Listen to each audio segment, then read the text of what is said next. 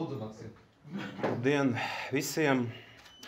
Man ir jāsaka tā, ka ja man kāds pirms gada, vai varbūt pirms pusgada pateiktu, ka tu stāvēsi šeit pie šīs tribīnes, uzrunāsi partijas gods kalpot Rīgai kongresa delegātus, es droši vien šim cilvēkam pateiktu, ka viņš ir ķerts un ka es politikā noteikti atpakaļ neiešu, jo kādu laiciņu atpakaļ bija viens periods, es neminēšu, kura partija, un visas tādas pārējās lietas, bet es biju norunājis pie sevis, ka es neiešu un es neatgriezīšos. Bet, kā redziet, dzīve nes dažādus pārsteigumus un ka es esmu šeit. Es esmu dzimtais rīdzinieks, dzimis Rīgas dzemdību namā. Mana bērnība, pirmie 4 dzīves gadi ir pagājuši Bolderājā, netais pašos labākajos dzīves apstākļos. Varbūt pēc mana vārda var just, ka esmu krievtautības cilvēks, bet pēc mana runas veida nevar saprast to, ka esmu krievulodīgais, jo mana ģimene, tēvs ir krievs, māma ir latvietis, esmu uzaudzis divvalodīgā ģimenē, līdz ar to при возможности могу перейти на русский язык, bet sakarā ar to, ka mēs šodien šeit runājam latviski, es atļaušos runāt valsts valodā. 2004. gadā kopā ar ģimeni mēs pārvācāmies uz dzīvi Iecavā, Bauskas novadā. Pagāja arī mana 20 gadu dzīves gaita, bērnu dārzs, skola, sabiedriski aktīvās dzīves gaitas, arī 2 gadi jauniešu saimā pārstāvot Iecavas novadu tajā laikā. Grāmata par atmodas gadiem Iecavā, 2 topošās grāmatas, kuras ir procesā, bet šodien es varu teikt, ka es esmu atgriezies. Es esmu atgriezies dzimtajā pilsētā, man ikdiena faktiski paiet Rīgā, darba gaitas, studiju gaitas, un faktiski ikdiena man paiet kopā ar Rīgu. Un, godīgi sakot, ikdienā es redzu šo te skaudro situāciju, es izprotu šīs te problēmas, un katru dienu man ir viens retorisks jautājums, un es viņu arī gribētu uzdot arī šodien. Vai mēs varam saukt Rīgu par draudzīgu pilsētu priekš senioriem, priekš cilvēkiem ar īpašām vajadzībām un arī priekš jauniešiem? Atbilde skaidra un saprotama. Nē, nevaram. Par cilvēkiem ar īpašām vajadzībām un senioriem tur viss ir skaidrs. Es negribu runāt par ietvēm, par šiem te celiņiem, par pārvietošanos ar invalīdu ratiņiem un citiem palīglīdzekļiem, bet es vēlos šodien runāt par jauniešu problēmām, par to grupu, kurai piedaru arī es, jo man ir 24 gadi. Un veicot nelielu aptauju savu vienaudžu vidū, esmu konstatējis vairākas problēmas, un proti, viena no problēmām ir tāda, ka šobrīd nav dialoga ar pašvaldību un politiķiem jauniešu virzienā. Tā ir aktīvās atpūtas objekta nepieciešamība. Protams, arī ar acīm daudz arī godīgi pasaka, tā ir dzīves dārdzība un sociālā nevienlīdzība. Tās ir tikai dažas no problēmām, tādu ir daudz, var uzrakstīt droši vien Raiņa kopotos rakstus, ja nepieciešams par šīm problēmām, bet laika ir tik, cik ir. Es gribētu šodien pieminēt dažus pozitīvos piemērus saistībā ar šo jautājumu. Es vēlos teikt milzīgi paldies tām sabiedriskajām organizācijām, kustībām, kas mūsu jauniešus iekustina, kas dod mūsu jauniešiem šo te enerģiju un spēku.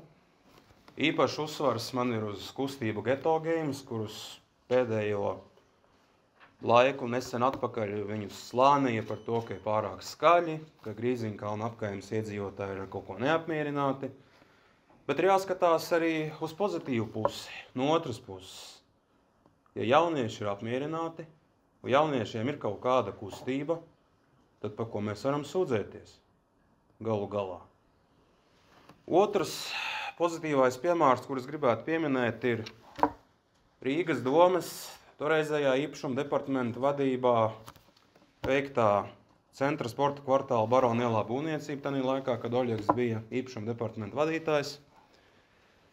Es domāju, ka Šis ir veiksmīgs projekts, ļoti veiksmīgs projekts, un manā skatījumā vajadzētu domāt par tādiem kvartāliem arī mikrorajonos.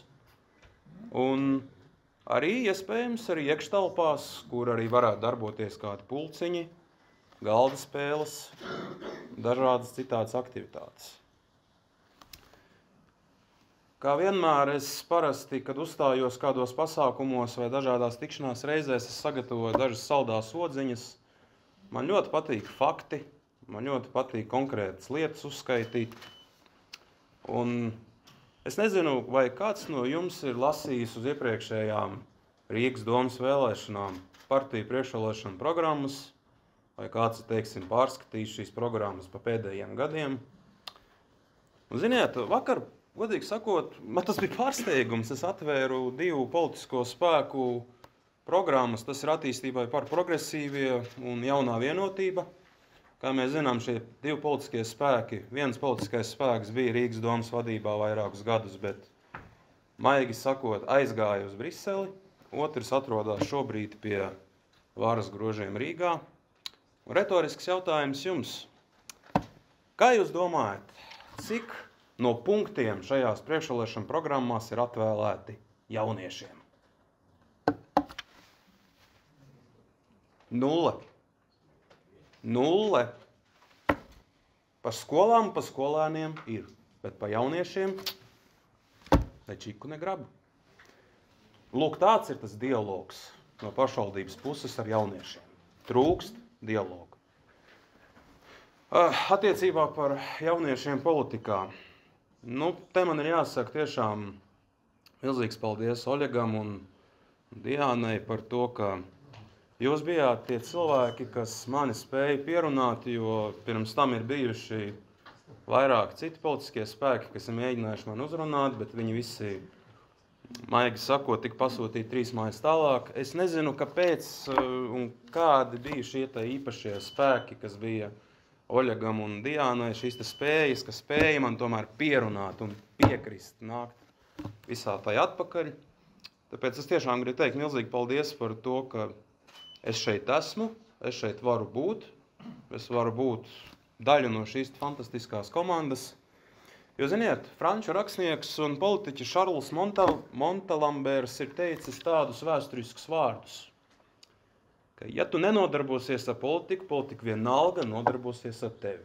Agrāk vai vēlāk, līdz tam politiskajam ceļam, cilvēks var arī nonākt. Kas attiecās par jauniešu līdzdalību politikā, es mēģināju atrast jaunākus datus interneta resursos, bet es atradu vienīgi datus no 2018. gada. Tie ir Izglītības un zinātnes ministrijas veiktie datu apkopojumi par to, cik procentuāli jaunieši ir gatavi iesaistīties politiskajos procesos. Un man, godīgi sakot, tas bija pārsteigums. Es gaidīju to ciparu diezgan nedaudz lielāku. Bet tas ir 2018. gads, es vēlreiz atgādināšu. Varbūt šobrīd tas procents ir krietni lielāks. Bet 2018. gadā tikai 20% jaunieši bija gatavi iesaistīties politiskajos procesos. 20%. Tātad 80% jauniešu vai neinteresējās par politiku, vai kaut kādu dažādu iemeslu dēļ vienkārši negrib neko dzirdēt. Jā, protams, var uzdot daudz retoriskus jautājumus. Kāpēc jums tā politika neinteresē? Jā, varbūt var izskanēt pretīm atbildes, tāpēc, ka politiķi ir blēži, tāpēc, ka politiķi melo. Un galu galā nav tā politiskā dialoga no politiķu puses ar jauniešiem. Nav šī ieklausīšanās. Nav šo vēlmi uzklausīšana. Tā situācija ir diezgan traka, jo šeit es gribētu vērsties pie gados jaunākiem cilvēkiem. Mani mīļie, jūs saprotiet to, ka šobrīd, protams, ka politika veido tie, kas viņu veido. Bet kas būs pēc gadiem 20, pēc gadiem 30, varbūt pēc 40? Kurš tad veidos to politiku galu galā? Kurš būs tas politikas veidotājs? Oļegs, Erviņs, Diāna? Kurš pēc 20, 30, 40 gadiem veidos politiku? Protams, ka jaunieši, mēs, tie, kas šobrīd esam, ja? Es saprotu, ka varbūt kādam ir vēl domas par to, ka ir plāni pamest Latviju varbūt, bet nepametiet Latviju. Tā ir galu galā mūsu dzimtene, mūsu mājas. Un nepopulāri minēt varbūt citus politiķus, bet kāds no valsts prezidentiem savā inaugurācijas runā teica to, ka ir jāpaņem slotu un tā mūsu māja ir jāiztīra. Un mums šī māja ir jātur kārtībā. Tāpēc es aicinu uz kopīgu sadarbošanos. Es apsolu, es varbūt varu solīt partijas vārdā, ka mēs runāsim, mēs sadarbosimies, mēs uzklausīsim, jo tas ir svarīgi dzirdēt arī jūsu viedokli. Un visbeidzot, es negribu savu runas noslēgumu pārvērst zināmās emocijās, bet, jūs ziniet, pēc pievienošanās GKR-am es esmu dzirdējis tik daudz atbalsta vārdus, ka tā ir pareizā vieta, tie ir pareizie cilvēki, un paldies, ka tu ej un ka tu dari. Mums rokas nepacelsies, jo mēs esam pārāk vāji, bet tu pēc rakstura esi diezgan stiprs un tu to var izdarīt. Es gribu pateikt paldies par atbalstu tiem partijas biedriem, kas man atbalsta, manai ģimenei, manai otrajai pusītei Taņai, kura burtiski nesen man uzdāvināja šādu smuku kladīti ar kapibaru. Šīta kapibara man, es apsolījos, būs kā simbols, kas man būs līdzi ar visiem dažādākajiem pierakstiem, gan smagajos brīžos, gan pozitīvajos brīžos. Un paldies jums visiem par to milzīgu atbalstu. Un daudzi jautā, vai tu iesi uz Rīgas domu vai neiesi. Es jums atbildēšu pavisam formāli, tāpat kā es atbildu visiem citiem. Ja partijas gods kalpot Rīgai valde uzticēs šādu iespēju, es tai piekritīšu. Gods kalpot Latvijai, gods kalpot Rīgai. Paldies!